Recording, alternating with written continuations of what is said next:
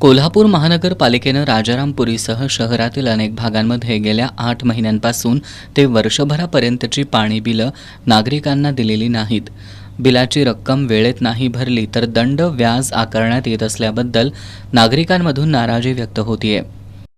आता जे पाणी बिल आलेलं आहे ते 6 महिन्याचे थकबाकी आलेले आहे ती भरू शकत नाही.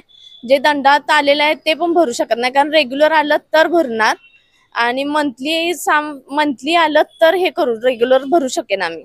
हे आता कोणी येत नाही रीडिंग बघायला आणि अचानक जर बिल जर जास्त आली 6,000 7,000 किंवा 8,000 काय असतील ते एवढे जर बिल आले सर्वसामान्य लोकांना तेवढे भरायला जमणार नाही.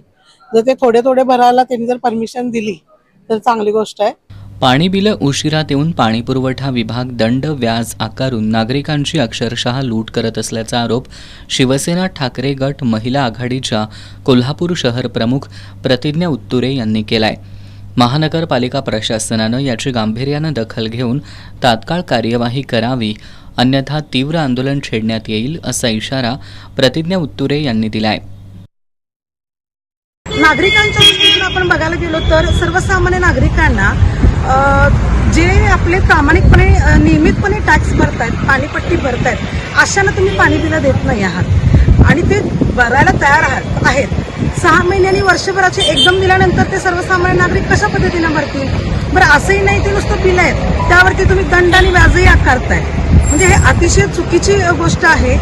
हे तुम्ही जी बिलं काढताय ती तुम्ही एकतर काढल्यानंतर तुमचा टेक्निकल तुमच्या ज्या काही रीडर नाही आहेत किंवा नेमलेले नाही आहेत ते सोडून गेलेले आहेत. हा टेक्निकल मुद्दा आला पालिकेचा, त्याचा नागरिकांशी त्याच्याशी काही संबंध नाही.